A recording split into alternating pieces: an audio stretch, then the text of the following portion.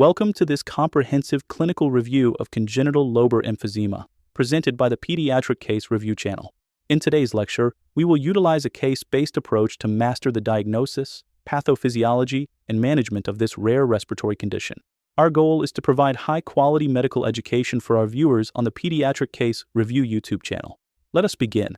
Here is our first clinical case. A 2-month-old male infant is brought to the emergency department with progressive respiratory distress that started 3 weeks ago. Physical examination reveals tachypnea and asymmetric chest expansion. Which lobe is most commonly affected in congenital lobar emphysema?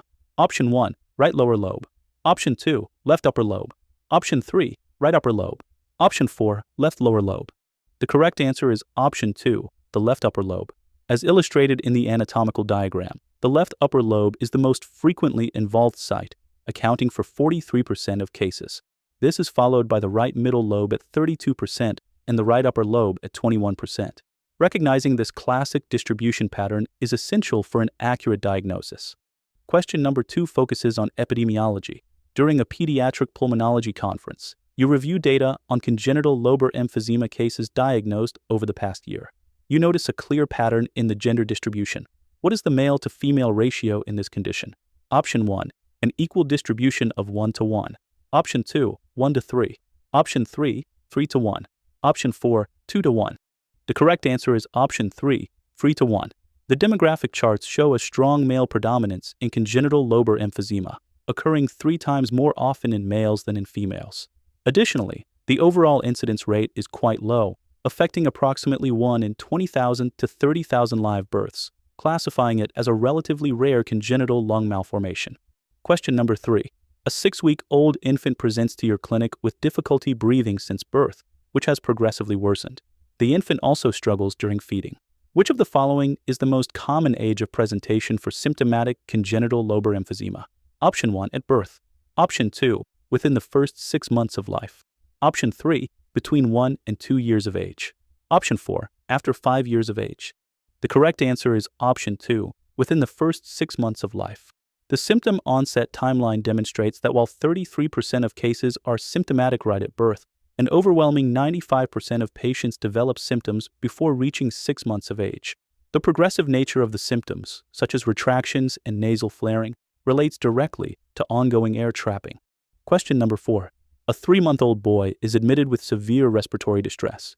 His parents describe progressive difficulty breathing, episodes of blue discoloration, and poor weight gain. Which combination of symptoms is most characteristic of congenital lobar emphysema? Option 1, fever, productive cough, and chest pain. Option 2, respiratory distress, cyanosis, and difficulty feeding. Option 3, chronic diarrhea and vomiting. Option 4, seizures and hypotonia.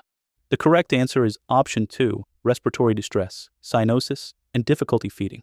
The clinical infographic highlights this classic triad.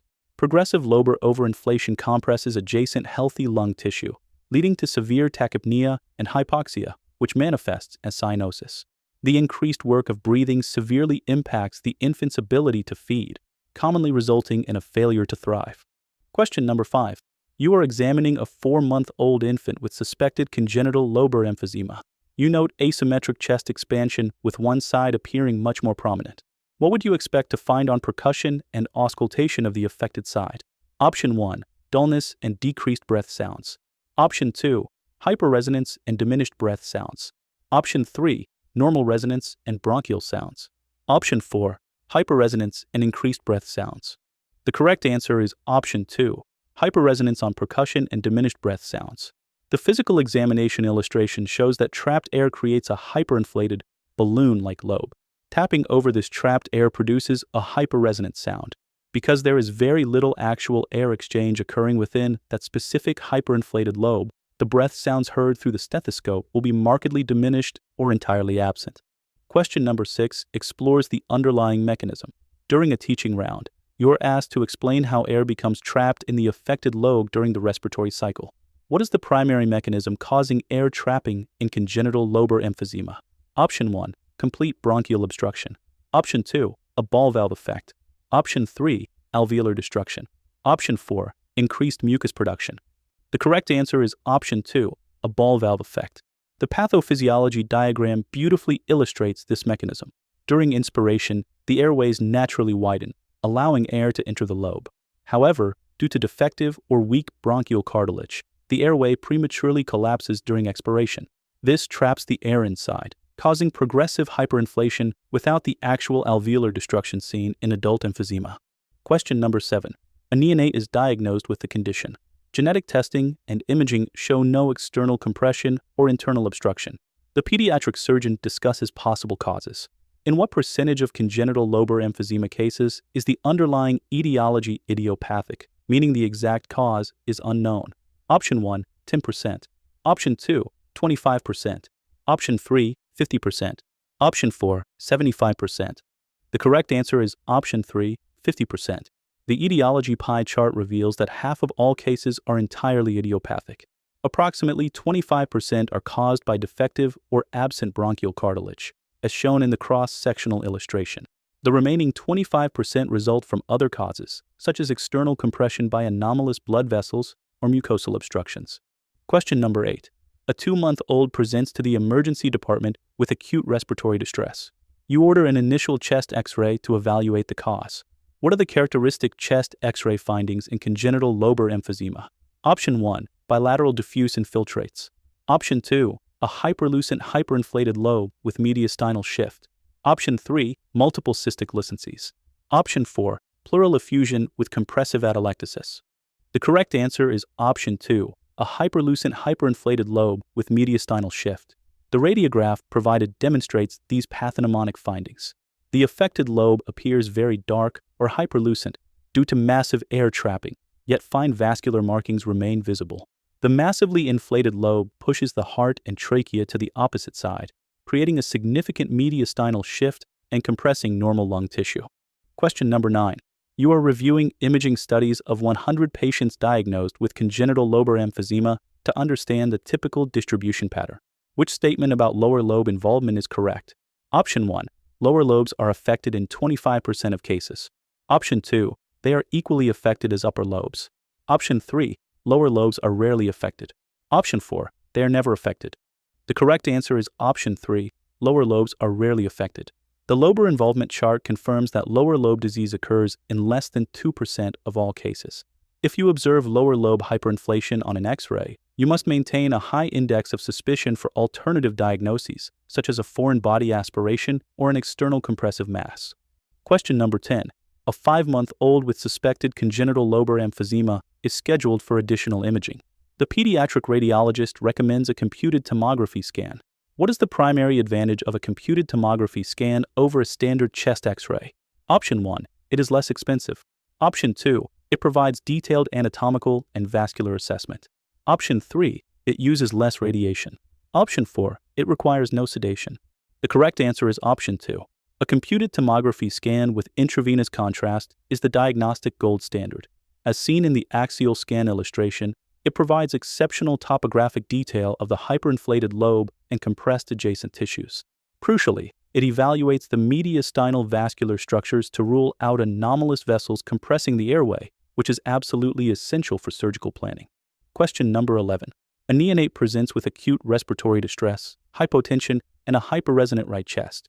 The X-ray shows a hyperlucent right lung field with leftward mediastinal shift. Which condition is the most important differential diagnosis to distinguish from congenital lobar emphysema in an acute setting? Option 1, pneumonia. Option 2, tension pneumothorax. Option 3, congenital diaphragmatic hernia.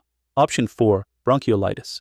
The correct answer is option 2, tension pneumothorax. This is a critical distinction because a tension pneumothorax is an immediate, life-threatening emergency requiring urgent needle decompression. The radiographic comparison table highlights the key difference. A tension pneumothorax shows a complete absence of lung markings, whereas congenital lobar emphysema will still show attenuated, fine vascular markings within the hyperlucent area. Question number 12. You diagnose a 3-month-old with congenital lobar emphysema of the left upper lobe. The infant has only mild symptoms, normal growth, and an oxygen saturation of 94% on room air. What is the most appropriate initial management? Option 1, immediate emergency lobectomy. Option 2, conservative management with close observation. Option 3, antibiotic therapy. Option 4, chest tube insertion. The correct answer is option 2, conservative management with close observation. The management algorithm indicates that treatment is highly severity dependent. For infants with mild to moderate symptoms and normal growth, conservative management is appropriate. This includes regular follow-up, continuous monitoring of oxygen saturation, and educating parents on warning signs, thereby delaying or sometimes completely avoiding surgical intervention. Question number 13. A 4-month-old with severe respiratory distress from congenital lobar emphysema is scheduled for a lobectomy. The pediatric surgeon explains the surgical technique to the parents. What is the correct sequence of structural ligation during a lobectomy? Option 1, bronchus, then artery, then vein. Option 2, vein, bronchus, artery. Option 3, artery, then vein, then bronchus. Option 4, artery, bronchus, vein. The correct answer is option 3, artery, then vein, then bronchus. The surgical anatomy diagram details this vital sequence.